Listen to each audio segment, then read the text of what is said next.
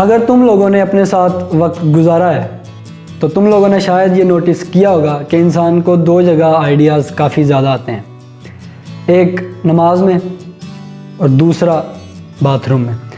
और इसी तरह मुझे इस सीरीज़ का आइडिया बाथरूम में आया, तो मैं वॉशरूम में बैठा हुआ था और मैंने सोचा कि क्यों ना एक ऐसी सीरीज़ बनाई जाए जिसमें मल्टीपल पार्ट्स हों और हर पार्ट में जो मैंने लिखा है अल्फाज का मजमूआ वो मैं शेयर करूँ आपसे। और मुझे कुछ ख़ास पोइट्री के बारे में मुझे पता नहीं है, लेकिन मुझे लिखने का शौक़ है और अल्फाजों को जोड़ के कुछ ना कुछ मैं लिख लेता हूँ।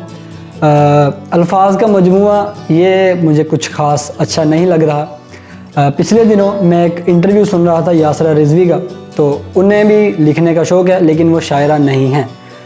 तो उन्होंने फरमाया कि मुझे लिखने का शौक़ है लेकिन मुझे कुछ ख़ास गज़ल और नज़म के वज़न के मुतल्लिक कुछ ख़ास पता नहीं है। तो गज़ल और नज़म को जोड़ के इसलिए मैंने एक नया लफ्ज़ ईजाद किया है गज़म का। तो मुझे ये लफ्ज़ अच्छा लगा कि अशार का मजमूआ की बजाय गज़म को इंट्रोड्यूस करवाया जाए।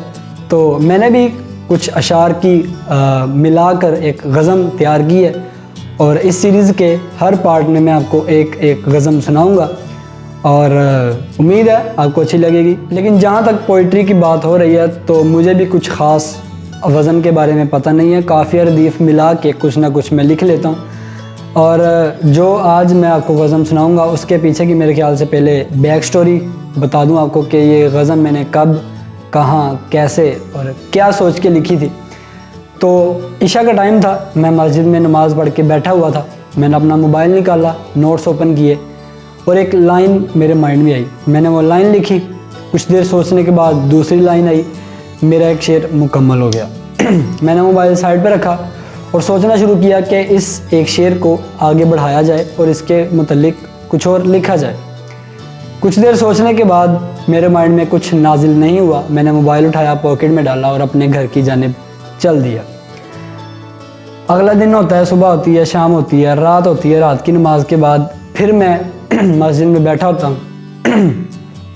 मैं अपना मोबाइल निकालता हूँ, नोट्स ओपन करता हूँ। फिर कुछ देर सोचने के बाद जो कल मैंने एक शेर लिखा था उसके आगे मुझे एक लाइन आती, मैं वो लिखता हूँ, फिर दूसरी लाइन लिखता हूँ। ऐसे एक शेर, दो शेर, कतरा कतरा मिलकर दरिया बनता है। ऐसे ही अशार मिलकर एक गज़म की शक्ल अख्तियार की उन्होंने। और मेरे ख्याल से जो गज़म है उसको सुनाने से पहले कमरे का थोड़ा सा माहौल बना लिया जाए, क्योंकि जो पोइट्री है वो ये नहीं कि बस सुना दो, उसका थोड़ा सा पहले माहौल बनाना पड़ता है। तो मेरे ख्याल से पहले माहौल बना लिया जाए, उसके बाद जो मेरे चंद अशार लिखे हैं उसको आपके सामने दिखाया जाए और सुनाया जाए।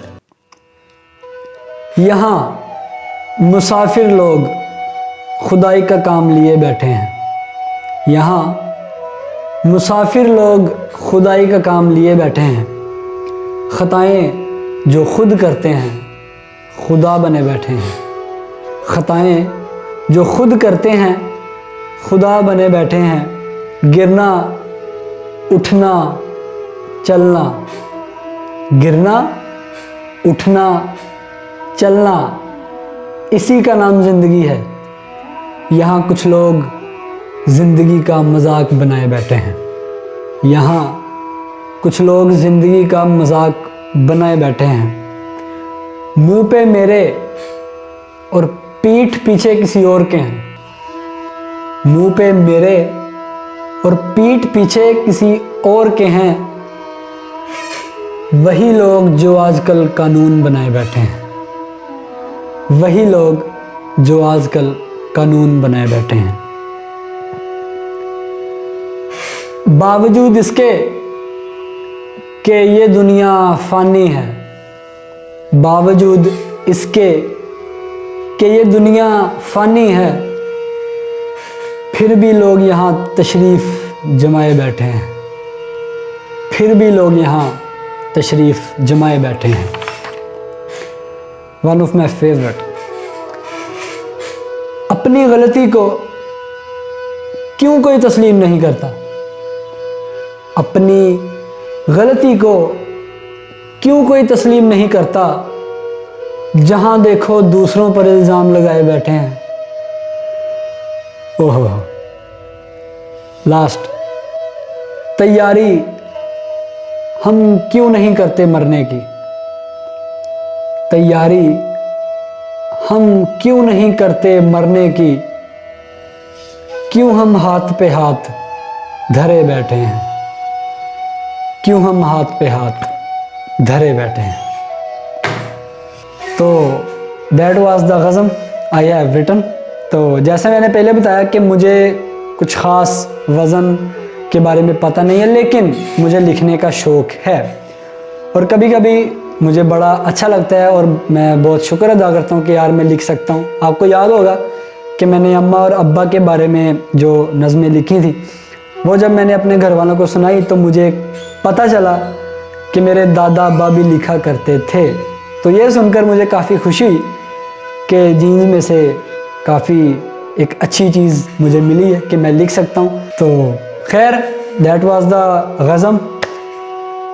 यार मुझे ना जब मैंने सोचा था ना इस चीज़ के बारे में कि मैं ऐसे जो मैंने लिखा है, पोइट्री लिखी है, उसको मैं आपके साथ शेयर करूँगा, तो मुझे सोचते सोचते ही बड़ा मज़ा आ रहा था कि बड़ा ये ना ये सीरीज़ जो है वो बड़ी मज़ेदार होने वाली है और मुझे पर्सनली बहुत मज़ा आएगा ये करते हुए। तो उम्मीद है आपको भी अच्छी लगी होगी जो मैंने कुछ शेर लिखे हैं और आपको सुनाए हैं। तो या अगले एपिसोड में मिलते हैं इस सीरीज़ के, फिर मिलेंगे चलते चलते। ओका, अल्लाह हाफिज़।